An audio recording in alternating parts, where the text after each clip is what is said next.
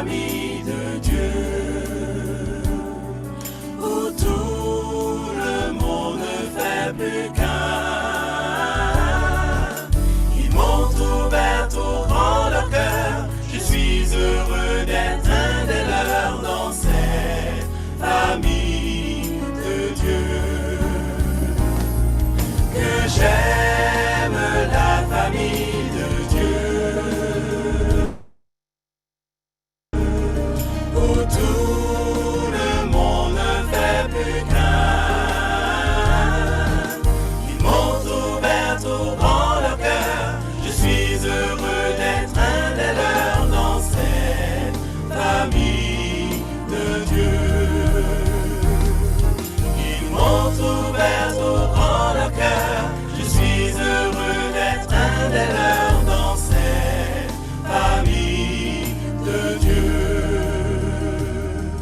Dans cette famille de Dieu.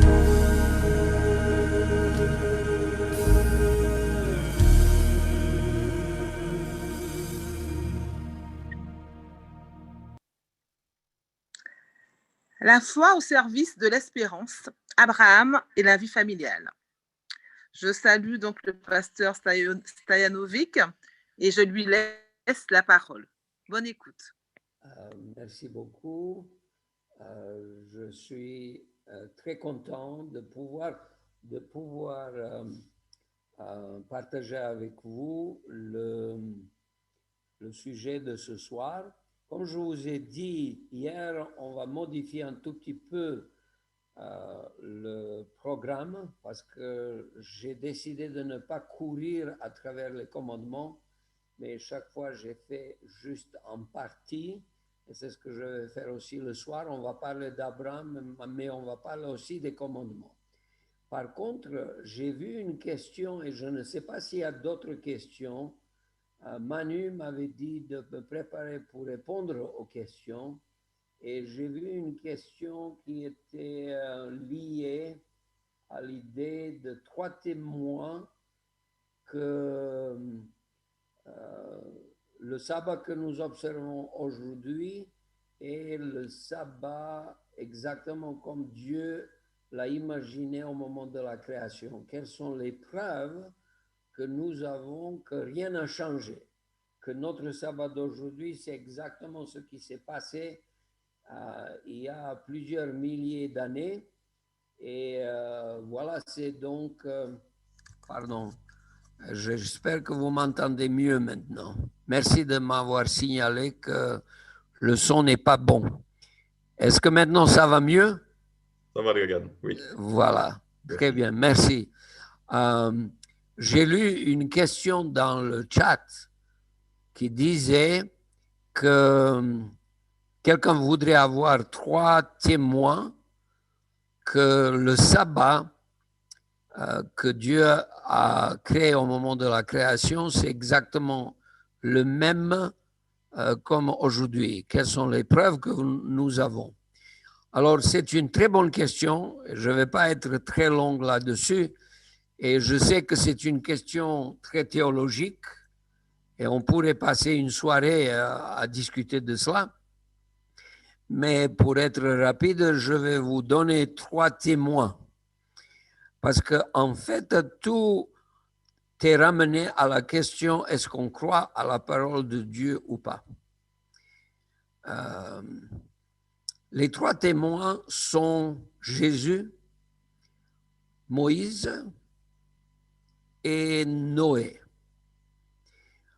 Premièrement, en ce qui concerne Jésus, tout le monde connaît Luc 4, verset 16, où il est dit que Jésus, selon sa coutume, allait à la synagogue tous les sabbats. Et il est venu à Capernaum et il a commencé à lire le texte du prophète Ésaïe qu'on lui a donné.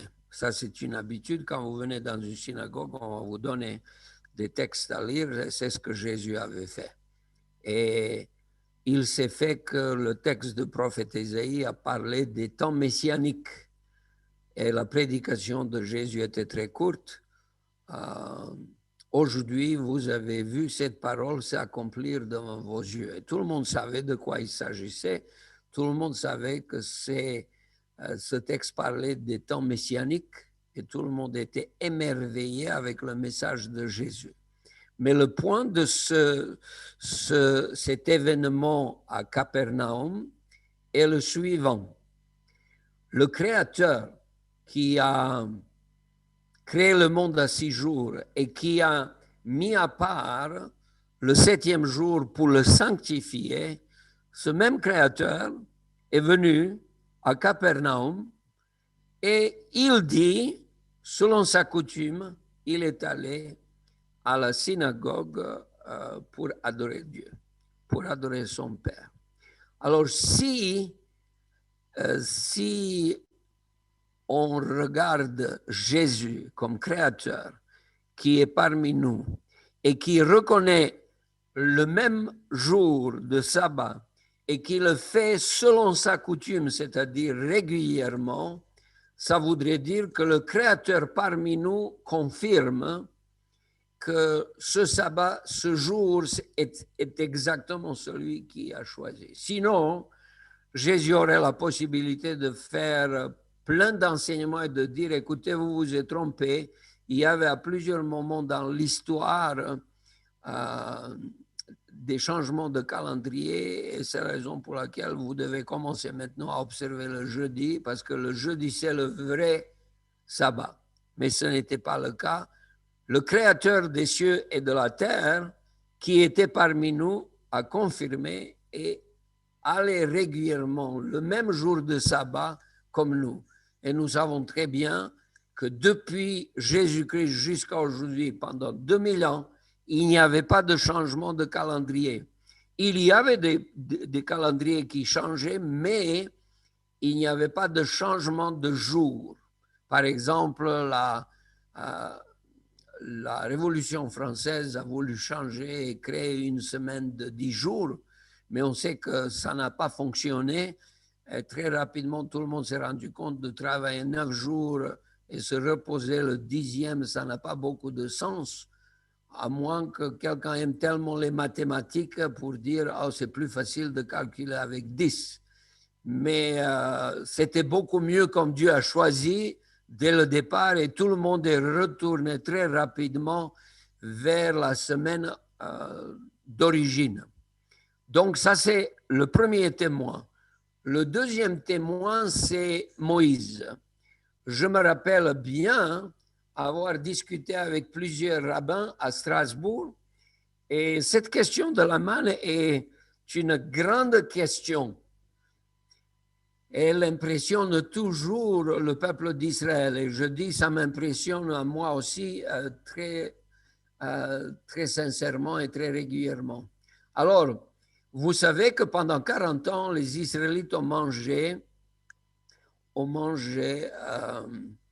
la manne. Ils n'avaient rien d'autre. Quand vous venez ici et vous voyez le désert pour survivre, pour que 2 millions de personnes survivent, au milieu du désert, vous vous rendez compte que c'est un miracle permanent. Alors Dieu avait fait ça, mais on ne parle pas de ça. Et un rabbin me disait, est-ce que vous savez que pendant 40 ans, chaque année, il y a 52 sabbats? Ce qui voudrait dire que si vous multipliez 52 par 40, vous arrivez à peu près à 2000 sabbats. Alors, il y avait 2000 miracles. 2000 miracles, premièrement, que tous les jours, la manne pouvait être visible et que sauf le sabbat. Et le sabbat, le miracle a été fait de l'absence de la manne. Donc, 2000 fois, Dieu a fait miracle à ce que la manne tombe tous les jours, sauf le sabbat. En plus, Dieu a fait 2000 fois le miracle à ce que le vendredi, la manne tombe double de ce qu'elle tombe les autres jours. Alors, le rabbin a dit, après 4000 miracles, Donc, 2000 miracles de l'absence de la manne le sabbat et 2000 miracles de la double portion de la manne le vendredi, si quelqu'un me dit que ce n'est pas le bon jour, ça veut dire qu'il n'a rien compris de la Bible. Et moi, je me dis, je partage ce point de vue parce que Dieu a confirmé à Moïse que le jour, par les miracles, par 4000 miracles, que la semaine qu'il a établie au début, il a jalousement gardé jusqu'à l'apparition de Moïse pour que par la suite nous puissions continuer, donc tout le peuple d'Israël jusqu'à nous, jusqu'à la nouvelle terre où nous aurons la possibilité, comme dit le prophète Ésaïe,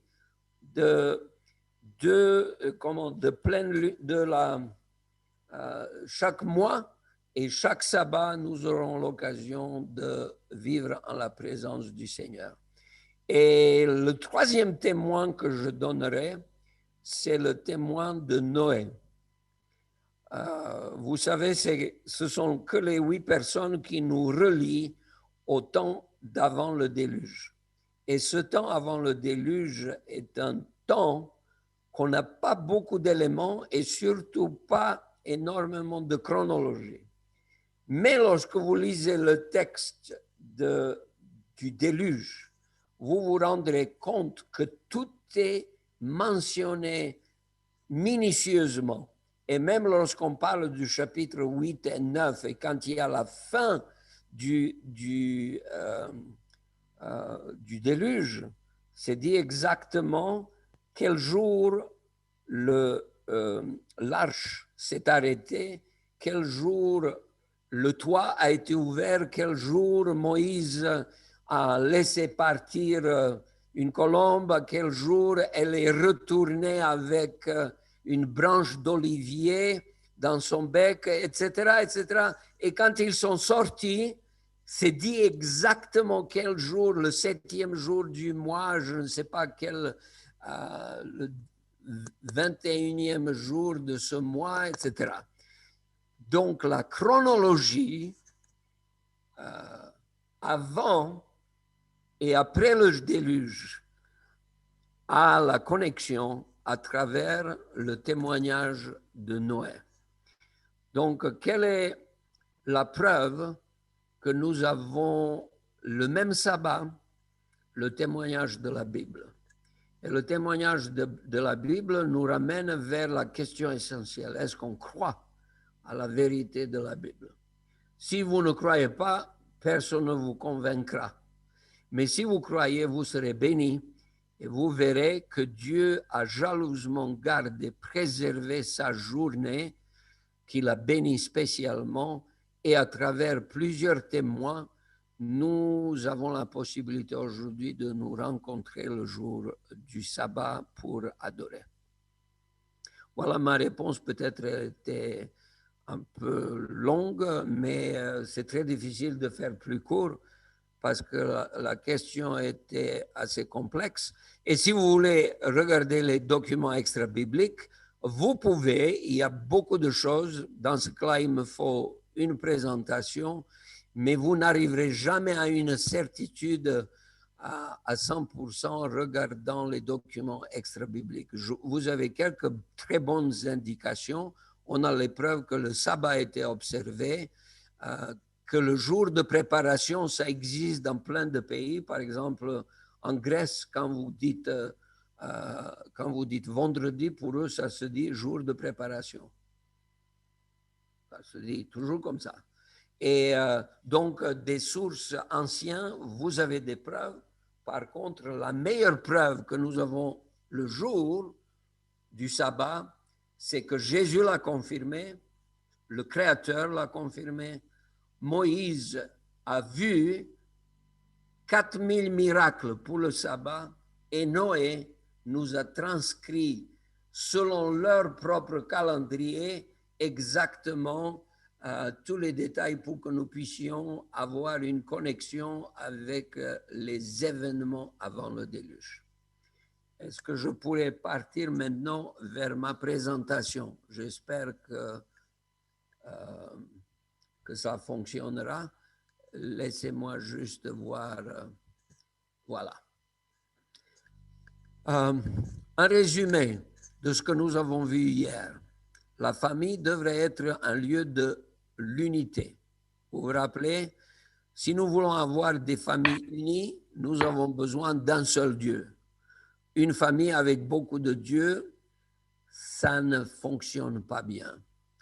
La famille devrait être aussi un lieu de formation et surtout d'apprendre que la loi de cause à effet existe et elle sera appliquée. Et si nous croyons Dieu, si nous marchons humblement avec lui, il nous permettra d'avoir les conséquences de ses bénédictions et de sa grâce qui vont s'étaler sur 1000 générations. Le troisième commandement, c'est la transparence, la sincérité, pas de duplicité. La famille devrait être un lieu où la duplicité n'existe pas. Comme Dieu a dit, tu ne porteras pas seulement tu ne prendras pas, tu ne porteras pas le nom de l'Éternel en vain. Et la quatrième chose, c'était une famille devrait être un lieu de repos. Et j'espère que toutes nos familles ont vécu ce repos hier et aujourd'hui et que nous allons continuer de profiter de ces bénédictions que Dieu nous a réservées. Le cinquième commandement nous dit que la famille devrait être un lieu de respect. Honore tes parents, donc ton père et ta mère, afin que, comme on dit le texte, afin que tes jours se prolongent dans le pays que l'Éternel, ton Dieu, t'a donné.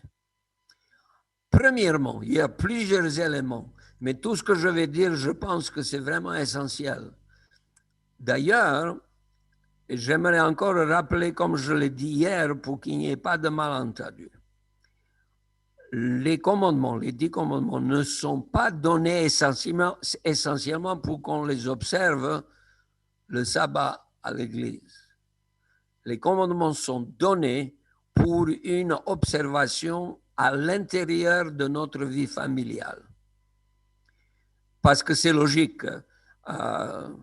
On se rencontre une fois par semaine, alors que dans notre famille, on passe 7 jours. Et c'est normal que chaque commandement a quelque chose avec la vie familiale. Voilà, donc quand il est dit « honore ton père et ta mère », on parle de l'honneur donné aux parents qui fait partie du décor que Dieu a imaginé pour les familles heureuses. Et c'est quelque chose d'extraordinaire. Ce texte signifie que Dieu nous commande d'honorer nos parents et nos beaux-parents. Vous êtes d'accord avec moi qu'on insiste là-dessus? Parce que ce n'est pas si évident, d'avoir... laissez-moi juste voir si je suis... voilà. Ce n'est pas si évident de parler d'excellentes relations en tout temps en ce qui concerne nos parents et nos beaux-parents. Mais c'est la réalité et c'est Dieu qui insiste, ce n'est pas moi qui le dis. Ça doit devenir la réalité aussi bien quand ils sont parfaits, mais également quand ils sont imparfaits. Surtout quand ils sont imparfaits. C'est très facile d'aimer quand vos parents sont extraordinaires. Mais quand ils ne sont pas si extraordinaires, il faut toujours les aimer. Alors, on va être honnête. Si on doit aimer nos ennemis, comme disait Jésus, on doit aussi aimer nos parents et nos beaux-parents. Quand vous dites « honore ton père et ta mère », il y a le mot hébreu qui se prononce « kavod », qui signifie honneur et gloire, donner gloire. Et ça signifie en toutes circonstances, aime et respecte. Je vous rappelle juste qu'à l'époque de Moïse, on pouvait avoir 50 à 60 ans lorsqu'on commençait à décider soi-même. Parce que le père avait l'autorité incontestable jusqu'à la fin de sa vie. Les familles étaient nombreuses, beaucoup d'enfants, et très souvent, il y avait jusqu'à la 4e, 5e, 6e génération, parce que les gens, à l'époque des patriarches, vivaient longtemps. Et d'ailleurs, la Bible dit que, par exemple, Jacob a pu voir les enfants jusqu'à la 4e génération. C'est magnifique, c'est extraordinaire, mais ça signifie que même lorsqu'il avait 100 et quelques années, ses enfants avaient presque 100 ans et ils étaient toujours sous l'autorité de Jacob lui-même. Donc, à l'époque de Moïse, quand le commandement a été donné, c'était tout à fait normal à ce que quelqu'un qui a 50 ou 60 ans, il obéit à ses parents. Aujourd'hui, c'est un peu différent parce que nous avons des familles beaucoup plus éclatées, mais l'idée était la même. Si vous n'apprenez pas à respecter, à donner honneur, à donner gloire à ceux qui vous ont précédé, eh bien, ça posera un certain nombre de problèmes. Le mot kavod vient de la racine hébraïque KVD, ce sont les 3 lettres, ce qui signifie lourd ou qui a du poids. Ce qui voudrait dire, c'est juste diamétralement opposé à un autre mot qui devrait être léger, mais qui signifie plutôt malédiction. Donc, quand je parle avec quelqu'un, je l'honore parce que je donne du poids à lui, à sa personne, aux paroles qu'il prononce. Le rabbin David Jaffé a dit qu'Kavod est un comportement extérieur, mandaté par et approprié à une réalité de sainteté intérieure. La pratique a donc montré qu'on ne peut pas respecter les autres si notre cœur n'est pas plein de respect. Et comment est-ce que notre cœur va être plein de respect? Quand il y a la sainteté intérieure. Quand notre cœur bouillon est mécontent, etc., ça ne fonctionnera pas très bien. Donc, quand on se rappelle que Dieu a imprimé son image divine, selon Genèse 1, 26, on se rend compte que ça nous oblige presque à traiter tout le monde comme ayant l'image divine dans leur cœur. Et cela signifie beaucoup de respect. Je sais très bien que les relations entre les beaux-parents et le couple, les jeunes, les enfants, peuvent des fois être compliquées. De temps en temps, on avait fait beaucoup d'amusements, d'histoires, etc. Je me rappelle aussi que lorsque j'étais à Cologne, j'ai appris quelques idées assez drôles. Est-ce que vous vous rappelez pourquoi Pierre a-t-il renié Jésus 3 fois? Pourquoi est-ce que Pierre a-t-il renié Jésus 3 fois? Eh bien, l'histoire dit, c'est parce que Jésus a guéri la belle-mère de Pierre. Il était un peu... C'est une histoire drôle, ce n'est pas la réalité. Mais si vous entendez une histoire drôle, ça voudrait dire que la pratique a montré que les relations entre la belle-mère et la belle-fille ou le beau-père et le beau-fils, ce n'est pas toujours brillant. Donc, quelque part, on se rend compte qu'on a beaucoup à apprendre de ce commandement numéro 5.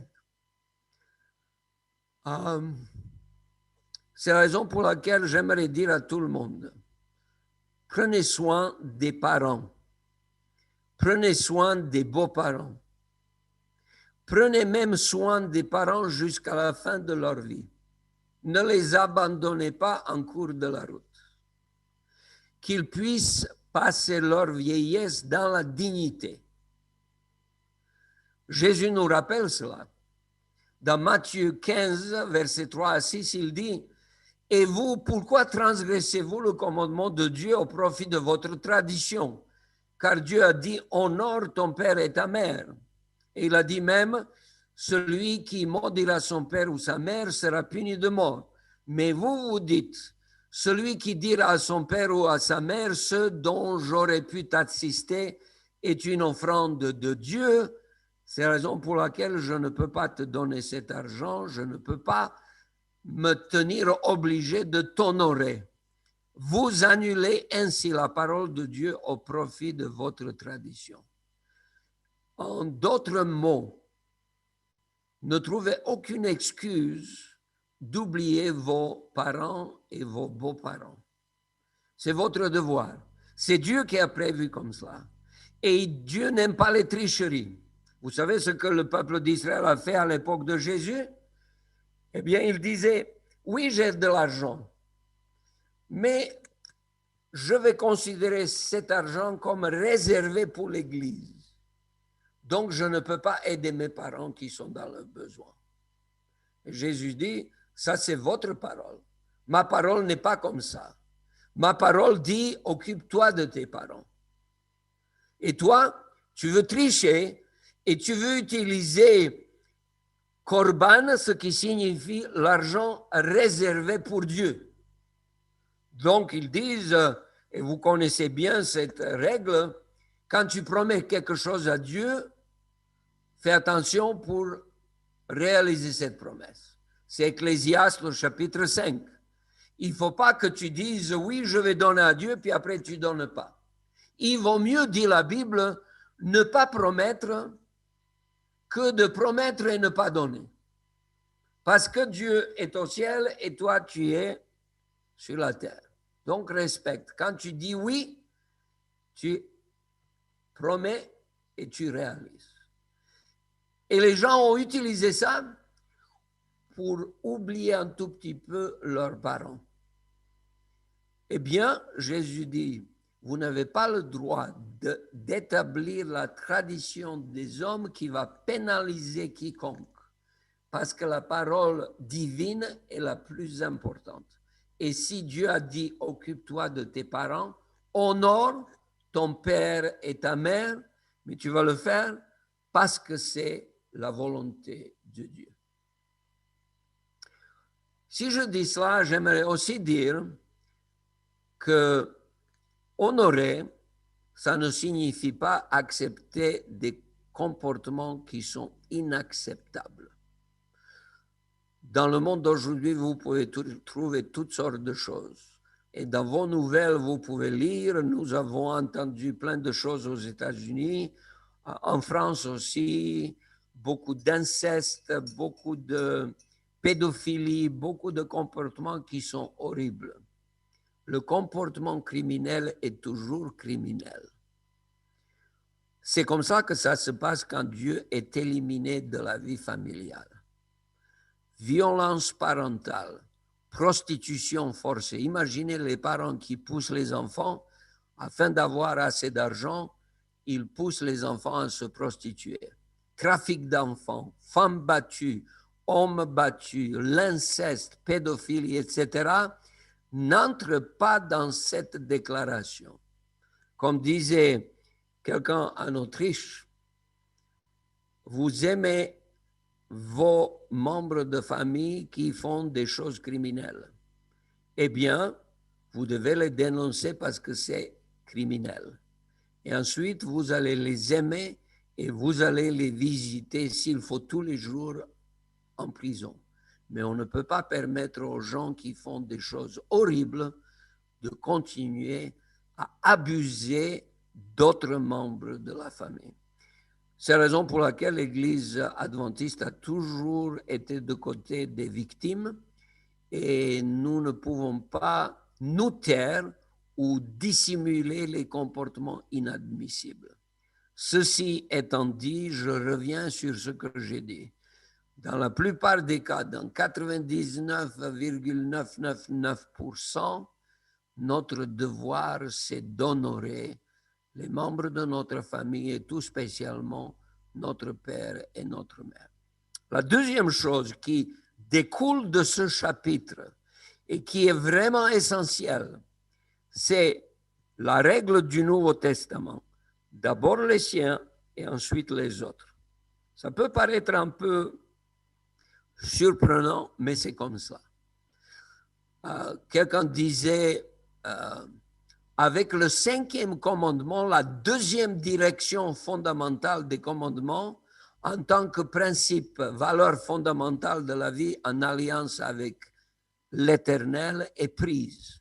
Autrement dit, comme le commandement numéro 1, qui a comme conséquence les commandements 2, 3 et 4, donc le commandement 1 définit l'unicité de Dieu, Dieu unique, c'est moi, et Dieu présente lui-même. Puis ensuite découle de ce commandement 1, le commandement 2 de l'adoration, le commandement 3 de transparence, d'honnêteté, je dirais, vivre, éviter la duplicité, et puis encore le jour d'adoration, le jour de repos aussi, si nous ne respectons pas le 5e commandement. Ce n'est pas la peine de raconter des histoires sur les autres commandements. Parce que le point numéro 1 sur la relation entre l'homme et son prochain commence avec le commandement numéro 5. C'est très, très important. Vous vous rappelez de ce que dit l'apôtre Paul dans 1 Timothée 5, 8. Si quelqu'un n'a pas soin des siens, et principalement de ceux de sa famille, il a renié la foi et il est pire qu'un infidèle. Ce sont des mots forts. Autrement dit, si tu ne t'occupes pas des membres de ta famille et tu fais de beaux discours à l'église et tu veux parler du travail missionnaire, tu veux parler de toutes sortes de choses, le fait que tu as abandonné ta famille montre que tu as renié la foi. C'est la raison pour laquelle le département de la vie familiale est au cœur de toutes les activités d'église. On ne peut pas faire autrement. On ne peut pas se passer du département de la vie familiale. Parce que c'est comme si on reniait la foi. Si on ne prend pas soin des familles, on s'éloigne de l'évangile éternel. Et c'est la raison pour laquelle l'apôtre Paul disait bien, occupez-vous, il ne faut pas que quelqu'un tombe à la charge de l'Église, et ça ne se fait jamais si les familles fonctionnent bien. Autrement dit, le problème doit être résolu le plus près où il a commencé. S'il a commencé au niveau d'une famille, il faut que ça soit réglé à ce niveau-là. Ce que vous avez entendu quand vous avez une session de la conférence générale, qu'on commence à discuter des cas des membres de, je ne sais pas, de Chine, d'Australie et tout le reste. Mais on ne le fait jamais. Pourquoi on ne le fait pas? Parce qu'on ne résout pas les problèmes au niveau de la conférence générale en ce qui concerne les membres individuels. Les problèmes doivent se résoudre là où ils ont été créés. Et c'est le plus efficace. Ce n'est pas quelqu'un des États-Unis qui va vous dire comment vous devez vous occuper de votre famille. C'est la raison pour laquelle il est très clairement que quand je dis ici, il a renié la foi, il est pire qu'un infidèle. Quand vous dites infidèle, en Israël, vous savez ce que ça veut dire. Il y a un mot pour les païens et c'est le mot goïm. Goïm, ça veut dire quelqu'un qui n'est pas circoncis. Moi, personnellement, je fais partie des goïm. Goï, c'est au singulier et goïm, pluriel. Je me rappelle une fois, j'étais dans ma classe d'hébreu et puis le professeur demande comment est-ce que vous avez passé le week-end? Et quand mon tour est venu, j'ai réfléchi et je me suis dit, et c'est vrai, vous savez, avant le corona, la circulation, le trafic, c'est vraiment difficile. Il y a trop de voitures à Jérusalem et ailleurs. Les routes sont bouchées. Vous perdez énormément de temps. Et ce week-end-là, quand le prof m'a demandé, je suis allé à Haïfa, à peu près 200 km, à l'église pour prêcher. Et j'ai trouvé un bonheur incroyable parce qu'il n'y avait presque personne sur la route. Donc, quand le prof a demandé comment est-ce que vous avez passé votre week-end, j'ai dit, écoutez, j'étais à Haïfa et je dois dire que j'étais tellement content de voir les routes vides. Et il m'a répondu, ah ben c'est normal, parce que le sabbat, il n'y a que des goïms qui conduisent des voitures. Autrement dit, il n'y a que des païens. Il m'avait dit, mais toi aussi tu es parmi eux, donc si tu as conduit la voiture le sabbat, ça veut dire que tu ne respectes pas le sabbat selon la tradition juive. Alors, quand quelqu'un vous dit l'expression qui est dans la Bible, c'est quelqu'un qui a renié la foi, il est pire que les païens, ça signifie vraiment que c'est le plus bas du plus bas. On ne peut pas faire autrement.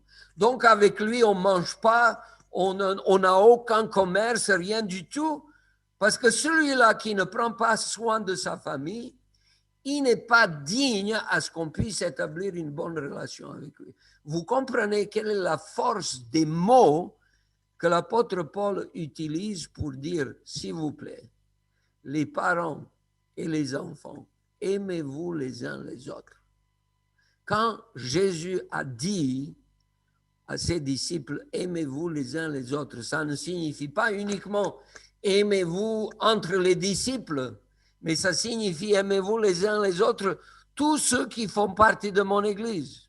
Tous les gens qui sont autour de vous, il faut que vous les aimiez. À ceux-ci, tous connaîtront que vous êtes mes disciples quand vous avez l'amour les uns pour les autres. Et si vous voulez le plus grand test, si nous avons l'amour les uns pour les autres, c'est notre comportement dans nos familles. Et c'est la réalité. Mère Teresa, que vous connaissez probablement, pour les jeunes, ce n'est pas sûr. Mais quand j'étais jeune, tout le monde connaissait Mère Teresa qui a reçu un prix Nobel de la paix. Elle disait, que pouvez-vous faire pour promouvoir la paix dans le monde? Elle a dit, allez à la maison et aimez votre famille. Alors, si vous voulez que le monde fonctionne mieux, bâtissez votre famille sur le fondement de l'amour. Que chaque membre de votre famille puisse sentir qu'il est aimé. Et ça serait quelque chose, ça sera une vraie bénédiction. Je vais aller encore un peu plus en détail. Theodor Hesburgh a dit, la chose la plus importante qu'un père peut faire pour ses enfants, c'est d'aimer leur mère. Donc, vous voulez éduquer les enfants. La première chose, cessez les disputes. Les enfants enregistrent tout d'une manière indélébile. Vous comprenez ce que ça veut dire indélébile? Et quand les moments de crise viendront, ils vont se rappeler de cela. Donc, la chose la plus importante qu'un père peut faire pour ses enfants, c'est d'aimer leur mère. L'expression d'amour va créer cette atmosphère dont Ellen White parle et qui dit le foyer devrait être le coin du ciel sur la terre. Est-ce que je peux vous dire encore, parce que ça n'est pas dit assez. Le commandement dit honore ton père et ta mère. Moi, j'aimerais surtout vous dire honorez votre mère. Et je le dis à propos, parce que j'ai vu beaucoup de souffrance. Les mères sont oubliées, abandonnées, avec tant de travail à faire, tant de tâches. Elles font des miracles quotidiens. C'est incroyable tout ce qu'elles font. Alors, la meilleure chose, honorez votre mère parce que c'est Dieu qui vous dit cela. Déchargez-la de tous les travaux possibles. Et je comprends exactement ce que ça veut dire. Et c'est essentiel. Et de mon côté, si on ne fait pas ça, on ne va pas apprendre d'honorer Dieu et on ne va pas honorer les uns les autres parce que de toute façon, c'est à la maison qu'on apprend à aimer. Kipling, qui a écrit un très bon poème que tout le monde connaît et a écrit beaucoup d'autres choses, mais Rudyard Kipling, qui a écrit le poème « Tu seras un jour mon fils », vous vous rappelez de tout cela? Il a dit à sa manière, Dieu ne pouvait pas être partout, c'est pourquoi il a créé la mer. Et moi, je comprends ce qu'il voulait dire. C'est pas que, théologiquement, ce n'est pas juste, parce que Dieu peut être partout. Mais imaginez que Dieu a créé ce monde et qu'il n'y avait pas ce concept de mer. La vie serait beaucoup plus difficile et heureusement que Dieu a prévu cela. Un autre auteur a dit « Chaque mère ressemble à Moïse. Elle n'entre pas dans la terre promise. Elle prépare le monde qu'elle ne verra jamais de ses propres yeux. » Donc, elle prépare, elle investit, elle donne, puis après, c'est nous qui faisons ce que nous voulons faire de son investissement. C'est la raison pour laquelle honorez votre mère et vous serez bénis. Il n'y a pas de doute à cela.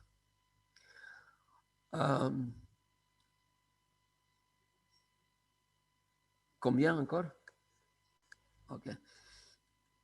C'est aussi le commandement avec la promesse. Afin que tes jours se prolongent sur la terre que le Seigneur ton Dieu te donne. Ça signifie, écoutez bien, qu'honorer les parents, c'est bon pour la santé. Est-ce que vous comprenez ce que je dis? Si tu veux vivre longtemps, honore tes parents. C'est Dieu qui dit. C'est le premier commandement avec la promesse d'une longue vie.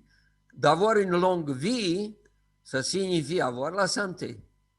Quand vous honorez vos parents, vous avez les bénédictions. Votre cœur se porte beaucoup mieux. Vous allez résoudre tellement de problèmes que vous ne vous rendez même pas compte. Mais c'est Dieu qui a dit.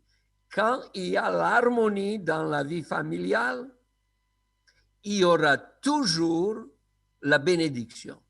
Alors, je vous lis la recherche qui a été faite en octobre 2012. Ils disent, les spécialistes, beaucoup de spécialistes, ils disent, et ça a été publié par les Nations Unies, l'harmonie, le bonheur et la santé de la famille sont interdépendants et reposent sur un ensemble d'attitudes communicatives respectueuses, attentionnées et satisfaites, permettant en particulier de passer du temps en famille. L'harmonie est apparemment un élément essentiel du bon fonctionnement de la famille. Donc, si vous avez cette harmonie dans votre famille, vous avez beaucoup plus de chances d'être en bonne santé. Si vous vous querellez tout le temps, je dis bonjour les dégâts, bonjour la pression sanguine, bonjour et toutes sortes de choses. Si vous avez la paix dans les familles, ensuite, ça sera beaucoup, beaucoup plus facile de gérer tous les autres aspects. Même quand vous êtes au travail et vous avez une journée horrible, le chef vous a grondé ou je ne sais pas, il y avait quelque chose qui ne fonctionnait pas et vous venez à la maison et c'est un oasis de paix. Fantastique. Et imaginez, vous avez une journée horrible au travail et vous venez à la maison et c'est l'enfer qui commence. difficile à gérer. Et Dieu savait très bien qu'il disait, honore ton père et ta mère. Comment est-ce qu'on honore? Visitez vos parents régulièrement. Passez un coup de téléphone fréquemment. N'oubliez pas leur anniversaire. Achetez occasionnellement ce dont ils ont besoin. Habitez près d'eux. Comme disait quelqu'un dont j'ai lu le livre, habitez près de vos parents, pas seulement près de votre copine. C'est en général comment les jeunes essayent de se débrouiller, mais c'est vrai, habitez près d'eux afin d'être en mesure de prendre soin d'eux. Permettez-leur de visiter régulièrement vos enfants. Sortez avec eux. Soyez patient avec eux. Écoutez leurs conseils. Que je dis, écoutez leurs conseils. Non pas ce qu'ils vous ordonnent de faire, mais leurs conseils. Aimez Dieu. Si vous aimez Dieu, vous honorez vos parents. Prenez soin de votre conjoint et de vos enfants. Quand votre famille fonctionne bien, ça fait chaud au cœur aux parents. Vivez votre vie de telle manière qu'ils peuvent continuer d'être fiers de vous. C'est la meilleure manière de les honorer. Et le dernier aspect, le concept d'appartenance est le plus important dans l'éducation. Quand il est dit « honore ton père et ta mère », vous vous rappelez du livre des Proverbes. Presque chaque 3-4 versets, vous avez « mon fils, écoute ceci, fais cela ». Cette appartenance est essentielle. Si vous lisez les spécialistes en psychologie, en relations familiales, en, qu'est-ce que je veux dire, tout le reste, vous allez vous rendre compte que le problème numéro 1 pour la criminalité de la jeunesse, c'est le manque du sentiment d'appartenance. Ils n'appartiennent nulle part. Ils ne savent pas qui ils sont. C'est la raison pour laquelle ils sont révoltés. Quand quelqu'un sait à qui il appartient, quand il connaît son territoire, quand il se trouve à l'aise là où il est, vous pouvez le laisser aller n'importe où, il sera toujours à l'aise. Il ne va pas faire des bêtises, comme on pourrait dire. Et c'est la raison pour laquelle il est important à ce qu'on puisse, comment dirais-je, tenir compte de cette appartenance, la développer pour qu'elle devienne la réalité. Si vous demandez les Juifs, et je suis ici, donc j'ai l'occasion de demander souvent, qu'est-ce que ça signifie honore ton père et ta mère? Alors ils diront, ça signifie que chaque Juif doit savoir qu'il a 4 pères et 5 mères. Wow! Ils disent comme ça. Donc, ils disent comme ça pour nous provoquer à réfléchir. Voilà, c'est tout simple. Alors, quels sont les 4 pères? Ton père à toi, plus Abraham, Isaac et Jacob. Ça fait 4. Quelles sont les 5 mères? Ta mère à toi, Sarah, Rebecca, Léa et Rachel. Qu'est-ce que ça signifie? Vous savez que quand on dit « Je suis le Dieu d'Abraham, d'Isaac et de Jacob », ça signifie qu'en disant « honore ton père et ta mère », tu honores tous ceux qui t'ont précédé. Tu ne commences pas à zéro. Tu es quelqu'un qui bâtit, tu es assis sur les épaules des géants qui étaient devant toi. Ils ont déjà appris beaucoup de choses, alors tu suis leur chemin. Et moi, je suis à 100% convaincu que c'est une vraie bénédiction. C'est le même Dieu, Dieu d'Abraham, Dieu d'Isaac, Dieu de Jacob et Dieu de mon père, ça sera mon Dieu à moi. Le Dieu ne change jamais, c'est toujours le même. Il n'y a qu'un évangile éternel. Et ça signifie respecte ceux qui t'ont précédé. Par exemple, aujourd'hui, je me rends compte qu'il y a beaucoup de jeunes, et je ne parle pas mal des jeunes, mais je vois qu'il y a la mode qu'on n'aime pas trop écouter l'histoire. On veut tout réinventer. On efface tout et on tourne la page et on fait tout nouveau. On risque de se casser la figure très, très, très rapidement. Et moi, je dis quand les jeunes me demandent, moi, je respecte toujours ceux qui m'ont précédé, parce que la Bible le dit. Il faut respecter ceux qui t'ont précédé.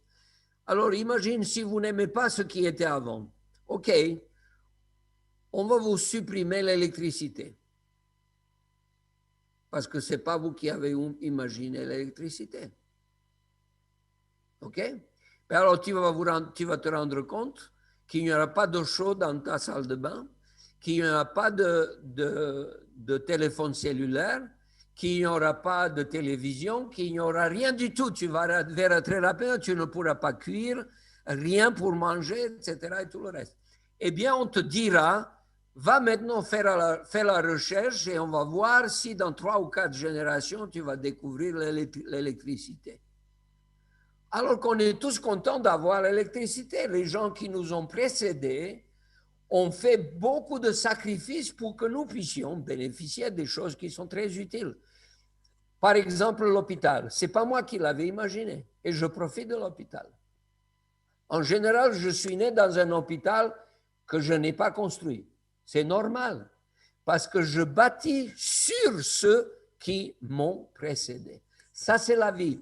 Ça signifie que je ne vais pas payer 2 fois la même école. J'ai appris les bonnes choses du passé et sur ces bonnes choses, je bâtis mon existence. Et je continue à accumuler le bien, à agrandir le territoire du bien. Autrement dit, je ne respecte pas le 5e commandement. Permettez-moi de vous dire, comme pour une conclusion, quand vous ouvrez Genèse, le chapitre 18, et vous lisez versets 17 à 19, le texte dit, alors l'Éternel dit, donc c'est Dieu qui parle à Abraham pour lui expliquer qu'avec Sodome et Gomorrhe, ça ne marche pas bien. Alors il dit, cacherai-je à Abraham ce que je vais faire? Alors il lui dit des choses secrètes qu'il n'a dit à personne d'autre, juste à son ami. Pourquoi?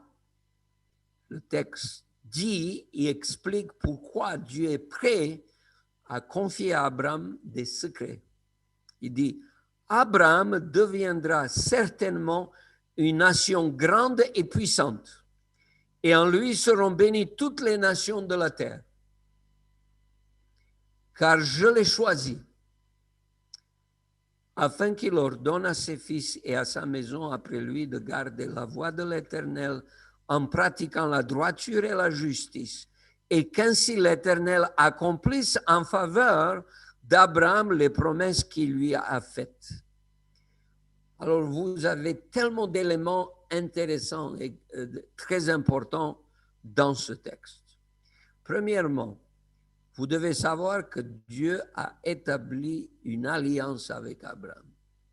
C'était une alliance basée sur la foi. Abraham crut et cela lui fut imputé à justice.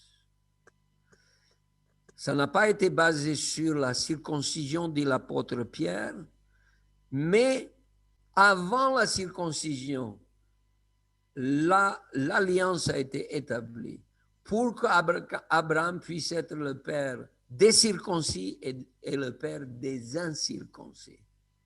Donc c'est bien avant que Dieu a établi des liens privilégiés avec Abraham. Pourquoi?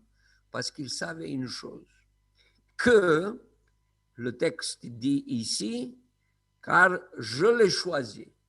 Et j'aimerais vous dire, Dieu vous a choisi aussi. Si Dieu ne vous a pas choisi, vous n'avez pas de place dans son royaume.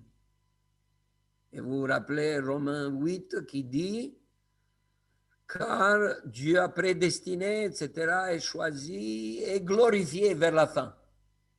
Donc Dieu a choisi Abraham, Dieu a choisi toi et moi, afin qu'il ordonne à ses fils et à sa maison.